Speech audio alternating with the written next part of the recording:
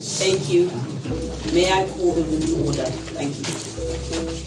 Shortly after midnight, on the 3rd of August 2018, the Zimbabwe Electoral Commission announced Emmerson Mnangagwa as the winner of the 2018 presidential election. Mnangagwa Emerson Dambudzo of ZANU-PF Party is therefore duly declared elected president of the Republic of Zimbabwe. With 50.8% of the vote, with Nelson Chamisa as the runner-up with 44.3%. Over 50% of the ballots. His main opponent, Nelson Chamisa, polled about 44%. A few hours earlier, representatives of the MDC alliance had announced that the party was rejecting the presidential election results as the results were being announced, citing irregularities. I represent my candidate, Nelson Chamisa, and I'm the chief election agent of the party. The results that have been announced have not been verified by us. I did not sign those results, so the results are fake. The results have just been printed and they've not been verified by the polling agents. And we are the polling agents, we have not done that. Polling agents verify the results from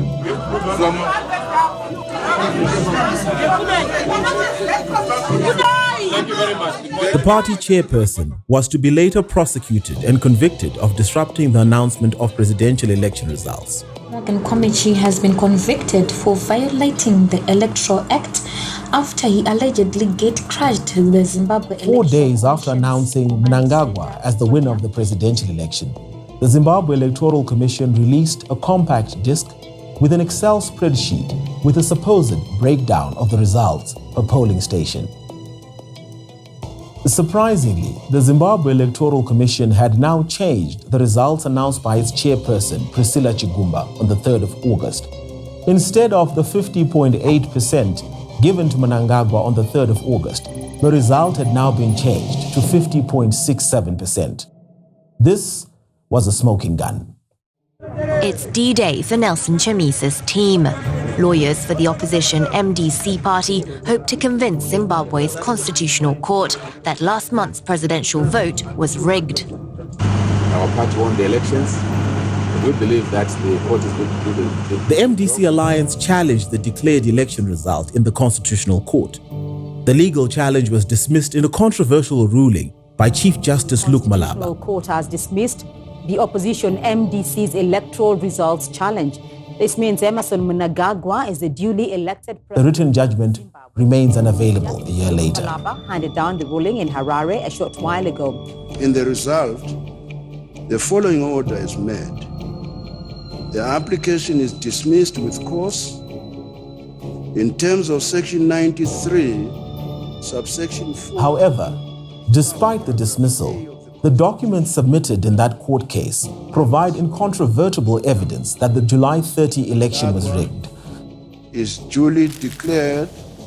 Those documents form the center of this investigation. In those documents, the Zimbabwe Electoral Commission claimed under oath that its officers verified at its National Command Center 10,985 original V11 forms and entered the information into an Excel spreadsheet. This over 2 days. This claim that the Electoral Commission verified V11s at the National Command Center is at the center of Excelgate, because as will be demonstrated, it is not possible for V11s to exist at the National Command Center. This is a smoking gun. Once it is accepted that there were no original V11s at the National Command Center, it becomes clear that the Electoral Commission lied under oath. And a secondary question arises: where did those documents come from? In the same court documents, Emmerson Mnangagwa admits to the existence of an election server, but rejects the results held in that server, saying it had been hacked. These are serious allegations made by Emmerson Mnangagwa under oath. A number of questions arise as a result.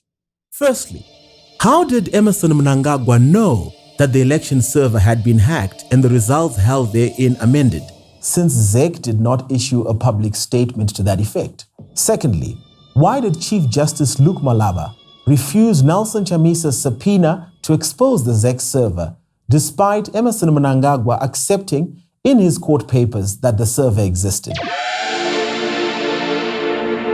To understand why claims by the Zimbabwe Electoral Commission that it verified original V11s at the National Command Center are false, an illustration of the electoral process and the life of a V11 form is necessary.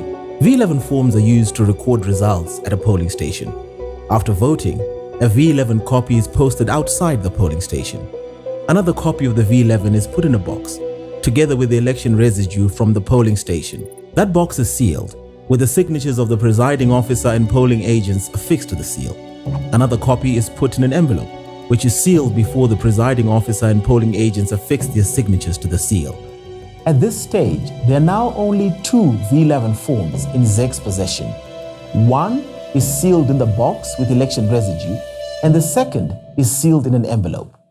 The sealed ballot boxes with election residue from each polling station in the ward and sealed envelopes with V11s from each of the polling stations are brought by ZEC officials under police escort to the ward collation center. The materials are accompanied by the polling agents who have fixed their signatures to the seals. When the ward election officer receives the sealed envelopes with the V11s, he causes them to be unsealed and opened in the presence of the polling agents who affix their signatures on the seals. When all the sealed envelopes from the polling stations that make up the ward have been unsealed and opened, the ward election officer, assisted by polling officers, with the polling agents observing, adds the votes for the ward election for councillor, constituency election for member of the National Assembly, and national election for president from the V11s and records the results on a V23A form. Once the results on the V23A form are verified, the presiding officer declares the winner of the ward election as the duly elected councillor. The V23A with the results is posted outside the ward collation center, where the results of the declared ward councillor, the ward votes for the constituency election for member of parliament of the National Assembly, and the ward votes for the national election for president. An original copy of the V23A form with the results of the ward votes, together with the V11s that came from the polling station in sealed envelopes, are put with the residue of election material from the ward collation center into a box. The box is sealed, and the presiding officer of the ward collation center, as well as the polling agents assigned to the ward collation center, affix their signatures on the seal of the box. Another copy of the original V23A form is put into an envelope. The presiding officer and the polling agents affix their signatures on the seal of the envelope. The sealed envelope and the sealed box with the election residue from the ward center, which include V11s from the polling stations in the ward and an original copy of the V23A form from the ward, along with other electoral material from the ward collation center, are taken to the constituency command center under police escort, accompanied by the polling agents whose signatures are affixed to the sealed box and sealed envelope. It is important to note that at this point, there are no more V11s to speak of. All the V11s are now sealed with the election residue and can only be opened with a court order.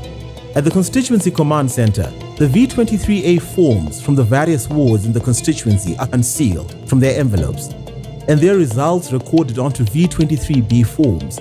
It is these V23B forms that, according to the Electoral Act, must be verified at the National Command Center. The questions that arise are simple enough. If original V11 forms are sealed into election residue at the ward collation center, how then can the Zimbabwe Electoral Commission claim that it was verifying 10,985 V11s at its National Command Center?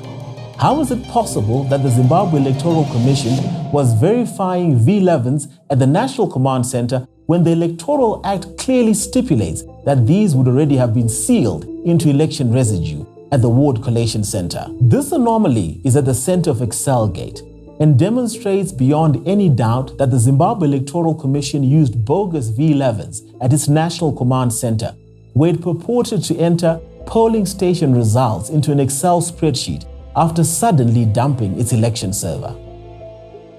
It is not in doubt that the purportedly original V11 forms were being processed at the National Command Center.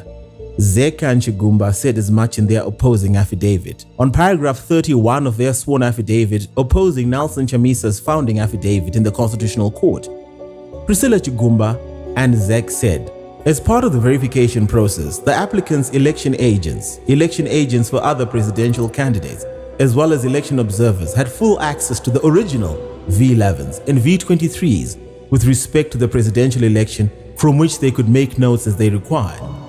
The submissions by Chigumba and the Zimbabwe Electoral Commission are significant because they confirm under oath that supposedly original V11s were being verified at the National Command Center.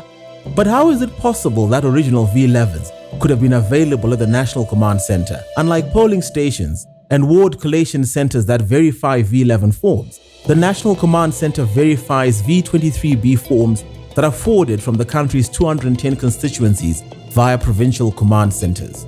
It must be said that the claims by the Zimbabwe Electoral Commission are in themselves incredible, as it is impossible to verify V23 forms from 210 constituencies and V11s from 10,985 polling stations within a space of 2 days, using about 20 staff, as suggested in the court papers. The question where the Zimbabwe Electoral Commission got its bogus V11s is not difficult to answer. The European Observer Mission noted that 19% of the polling stations that it observed did not post original V11s outside the polling station as required by the law. EU observers reported that the results were not posted at the polling station as required by the law in 10 out of 52 polling stations observed.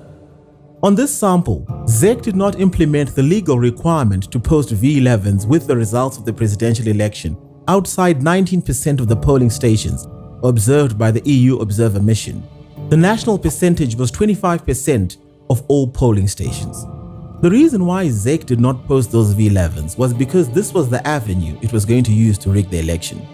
The EU Observer Mission found that some party agents and civil society organizations reported that polling station return forms, the V11, were altered and return figures changed at ward and constituency collation centers. But even more telling, the evidence of the operation to alter the presidential result through V11s was reported by the EU Observer Mission in these graphic and shocking terms. EU election observer monitors observed ZEC officers in Makoni North completing V11 forms 2 days after election day. Even though polling staff and party agents were not present, they claimed this was due to an earlier lack of V11 forms. These reports by EU observers were corroborated by a number of online reports of vehicles that were spotted carrying ballot boxes unaccompanied by the police or polling agents. In one video that went viral soon after the election, a truck with election material was confronted by locals in Uzumba Maramba Pfungwe.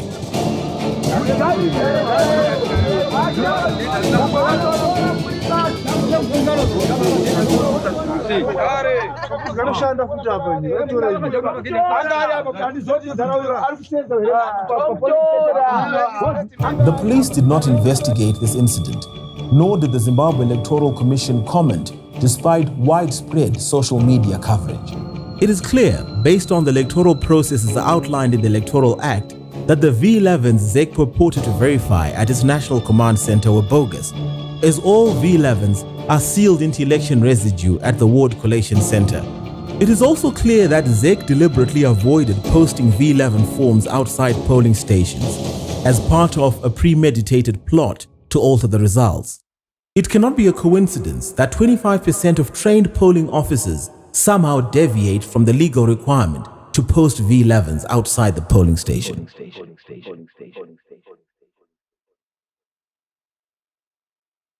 On the 2nd of August 2018, the MDC chairman, Morgan Komichi, wrote to the Zimbabwe Electoral Commission demanding access to the election server and complaining about the use of an Excel spreadsheet in collating election results. We are aware that the correct results of the presidential election have been inputted into the ZEC system and are in its server. Those results are a clear projection of the overwhelming winner of the presidential elections. On the 2nd of August 2018, the legal advisor to President Nelson Chamisa had a conversation with certain officials in connection with this matter of concern. A Mr. Matsuri, to whom Advocate Mpofu was referred to as the person best placed to address the concerns, indicated that ZEC is running a parallel data collection process. That parallel process includes an Excel spreadsheet on one hand and a central server on the other. The process which the election agents are currently being asked to verify only relates to the Excel spreadsheet. The use of the Excel spreadsheet is meant, in our considered view, to provide a basis upon which the presidential result is to be manipulated, in that Excel inputs can be altered. It is of concern that notwithstanding the existence of the parallel process, ZEC has only allowed us access to the Excel process. We have been allowed to verify a ruse. That process is not auditable and cannot be verified. We point out that you had advised the nation that the presidential election results would be announced at 12:30 p.m. on the 1st of August 2018. You were correct that this should be done for the following reasons. The presidential votes are counted ahead of parliamentary votes. You could not have had results of parliamentary elections unless you also had results of the presidential election. All your actions point to an intention to manage the results of the presidential election. In view of the foregoing, we call upon you to do the following: that you immediately allow us, as President Chamisa's agents and the technical experts, access to the server so that we can audit the same and reconcile those results with what is being inputted into the Excel spreadsheet. We demand your written assurance that this shall be done, and such assurance must be given by 1700 hours. The letter received no response. Upon lodging his constitutional court challenge to ZEC's declaration of Emmerson Mnangagwa as the winner of the presidential election, and given ZEC's refusal to discharge its constitutional duty to be transparent about its election server and the contents thereof, Nelson Chamisa served a subpoena on Chigumba, ZEC, and ZEC's chief elections officer, as well as on the rest of the respondents, including Mnangagwa.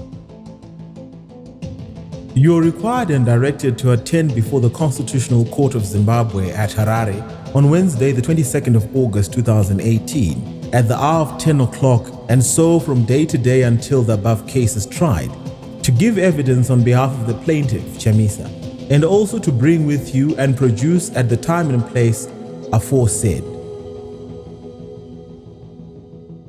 All details of the ZEC server, and as it shows, the results which were inputted into the ZEC server from the 30th of July 2018 to the 3rd of August 2018.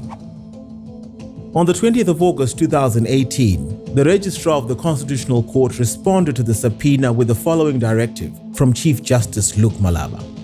Kindly take note, we are unable to accept the subpoena in question since there is no provision for its issuance in the pre-trial conference order issued by the Honorable Chief Justice on 16 August 2018.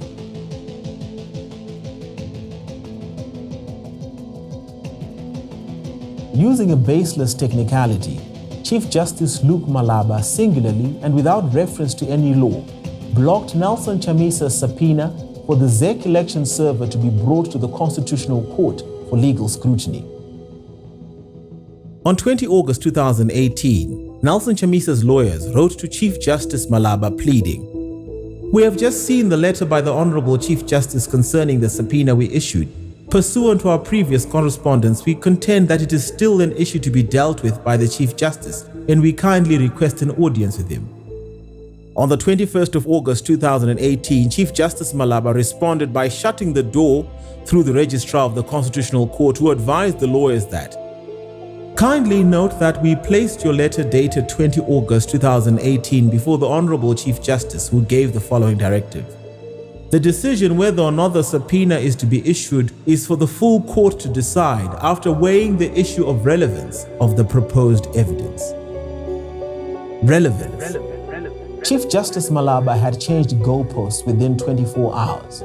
The previous day, he had said the subpoena was not included in his pre-trial conference order of the 16th of August 2018. Now that had changed to an issue of admissibility from an evidentiary point of view.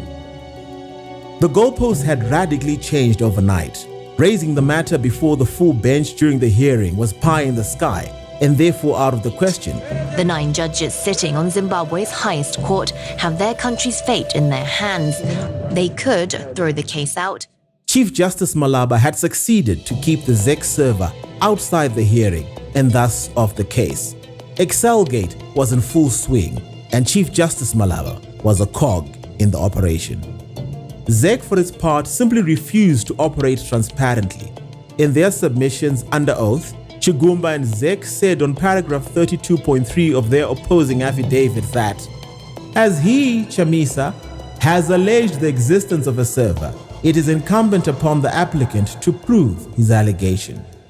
However, confirmation that ZEC operated a server with the results was given by none other than Emmerson Mnangagwa himself in his sworn opposing affidavit from paragraph 116 to paragraphs 118. The applicant confirms in his papers and affidavits of his surrogates that he was refused access to the 23rd respondent's server. We know from the 23rd respondent, ZEC, that sensitive information on our citizens, voters, had been hacked and people have been able to access that information and even amend it. What this means is that Mnangagwa, not only as a presidential candidate, but more importantly as president of Zimbabwe, acknowledges that there was a ZEC server and notes under oath, without any argument or disputation whatsoever, that Chamisa was denied access to that server by ZEC. Mnangagwa, in his own words, says that he was given this information by none other than ZEC. However, there is no public record of ZEC mentioning that their election server was hacked or that the results held therein had been amended. Well, the people have spoken, according to Zimbabwe's Electoral Commission, but no celebrations. Has ZANU-PF played this election very well? There is no way that these elections were free and fair. I think we should know why the army were transporting the ballot boxes.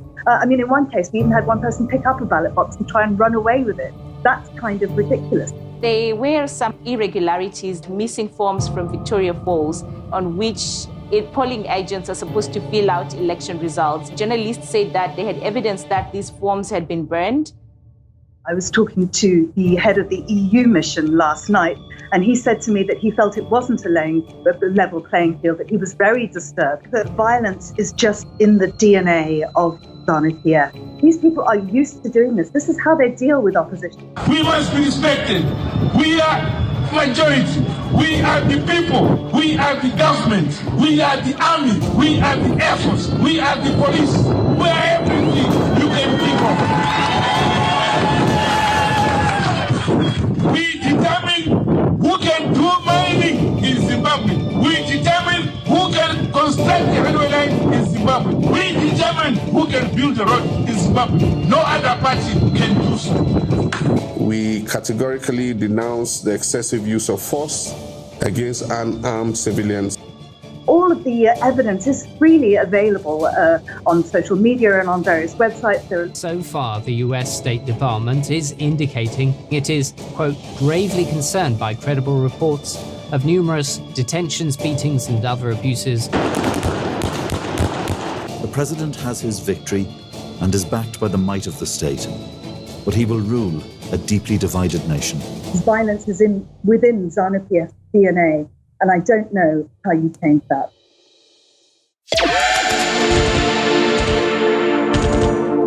Part 4. Threats and Killings. The failure to post V11s in 25% of polling stations.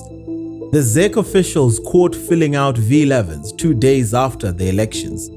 The unaccompanied vehicles with election materials. The use of bogus V11s to populate an Excel spreadsheet, and the inexplicable refusal of Chamisa's ZEC election server subpoena did not arise by chance.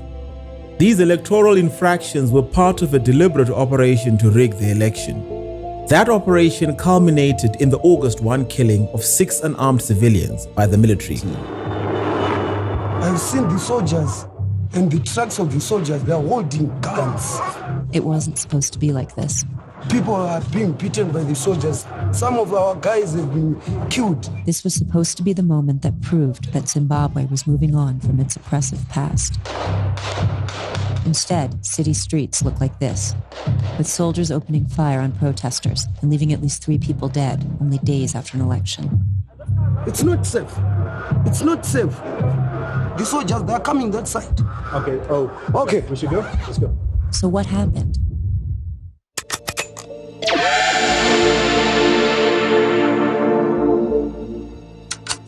Even before the election, key officials had already made it clear that they would not accept an election outcome other than a victory for Emmerson Mnangagwa. On 18 January 2018, General Engelbert Rugeje threatened that the army, which had staged a military coup 2 months earlier, would repeat the widely condemned atrocities it committed in the June 2008 presidential runoff election campaign, during which 200 people were killed and many tortured or displaced as internal or external refugees.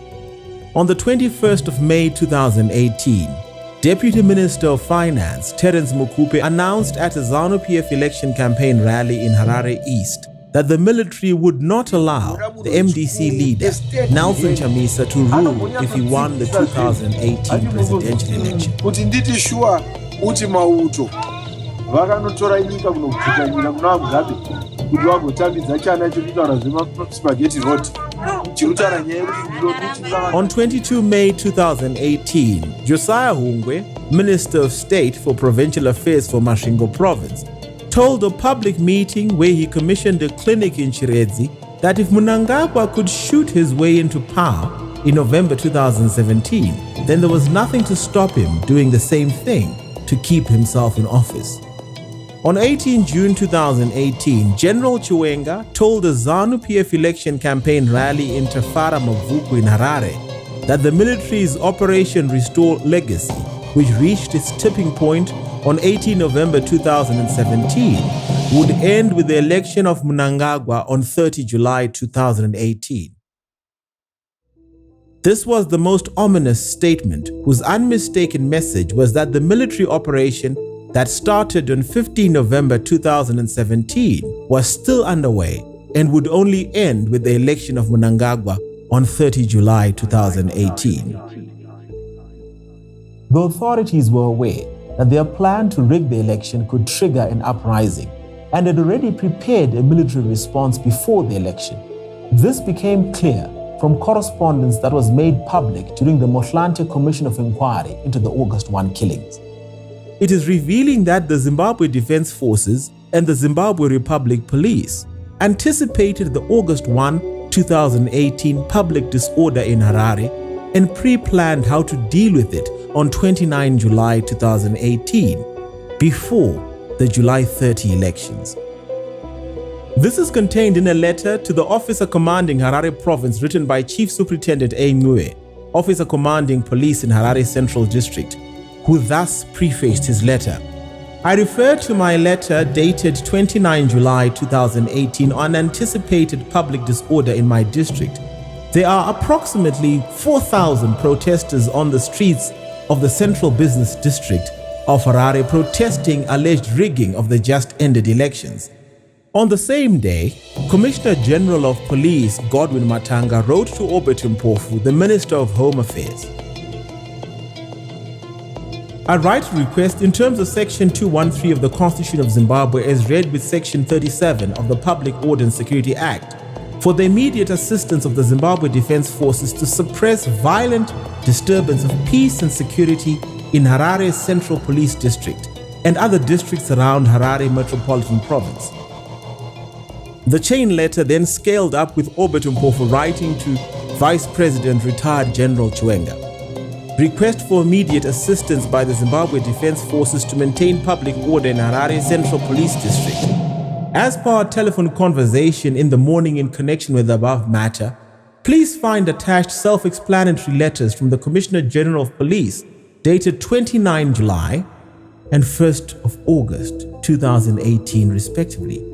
Further to Obert Mpofu's letter, Chiwenga then upped the ante by writing to Mnangagwa, Your Excellency, pursuant to Section 213 of the Constitution of Zimbabwe as read with Section 37 of the Public Order and Security Act, the Minister of Home Affairs is requesting for the immediate assistance of the Defense Forces for the purpose of suppressing violent disturbances in Harare Central Police District and other areas in Harare Metropolitan Province. To complete the not-so-subtly choreographed Excelgate plot, punctuated by a series of premeditated letters designed to create a paper trail of false legality to cover the operation, Chiwenga wrote to the ZDF commander, General Philip Sibanda. General, Pursuant to Section 213 of the Constitution of Zimbabwe, as read with Section 37 of the Public Order and Security Act, the President, as Commander-in-Chief of the Defense Forces, has authorized the deployment of the Defense Forces in support of the police service in maintenance of public order. The chain of letters is revealing. The letters motivating for the deployment of soldiers footnote correspondence from the 29th of July 2018 that somehow anticipated public disorder in Harare. The letter from Obert Mpofu to Chiwenga was employed to deploy soldiers in Harare on the 1st of August 2018 as part of a pre-planned operation. Mpofu reminds Chiwenga that he is writing to him as per our conversation in the morning. The conversation between Mpofu and Chiwenga was on the morning of the 1st of August 2018, before any situation in Harare warranted deploying the police, let alone soldiers. This, along with the 29 July correspondence, gives away the pre-planned plot to deploy ZDF soldiers. This at the same time that 20 or so ZEC officers were manually inputting V11 data into an Excel spreadsheet to alter the presidential result from what was in the ZEC server. What was the purpose of unleashing soldiers in Harare on the 1st of August 2018? Aware that Excel Gate was in motion at the Zimbabwe Electoral Commission National Command Center, the strategy was to send a strong message to the public in general, but specifically to the residents of Harare, that any protests after the Excel Gate result was announced would be met with deadly force. Someone decided to bring in the army.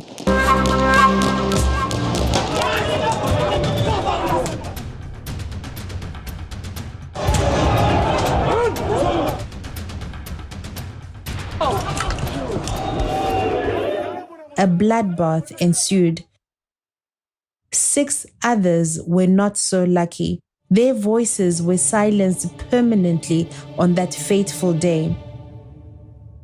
The deployment of soldiers on the 1st of August had nothing to do with what was obtaining on the ground in Harare on that day, but was informed by the objectives of the plot hatched on 29 July in anticipation of public disorder in the capital city. In any case, the police told the Motlanthe Commission that they called in the military because they did not have sufficient police resources and were suddenly overwhelmed. That claim is apparently false because the communication dating 29 July would have given the police more than enough time to prepare for any disturbances. The question therefore is why the police, if they were aware of potential disturbances, were unprepared despite having made plans on the 29th of July.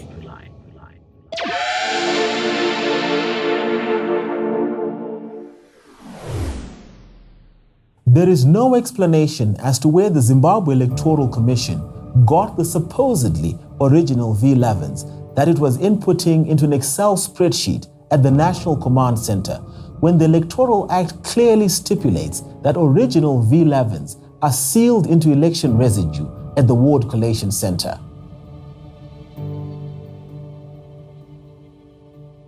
There is no explanation as to why the Zimbabwe Electoral Commission did not announce the presidential election result using constituency return V23B forms as stipulated in the Electoral Act. As noted in Morgan Committee's letter to the Zimbabwe Electoral Commission, the presidential election results are counted first before the parliamentary results. Therefore, there's no reason why the presidential election result would have been delayed when the parliamentary result had already been announced. There is no explanation as to how ZEC officials were caught filling out V11s 2 days after the election, claiming that this was due to an earlier shortage of V11s. The Electoral Act stipulates that all election residue is sealed with the signatures of the polling agents affixed to that seal. In the absence of polling agents, this would mean that the boxes holding election residue would not have had the signatures affixed to it as stipulated by the Electoral Act. There is no explanation why Chief Justice Luke Malaba refused the subpoena demanding access to the ZEC server. Malaba's argument that the ZEC server containing election results could have been irrelevant to an application challenging the election result is manifestly absurd. There is no explanation how Emmerson Mnangagwa knew that the ZEC election server had been hacked and the election results held therein amended, as he claimed in his sworn opposing affidavit.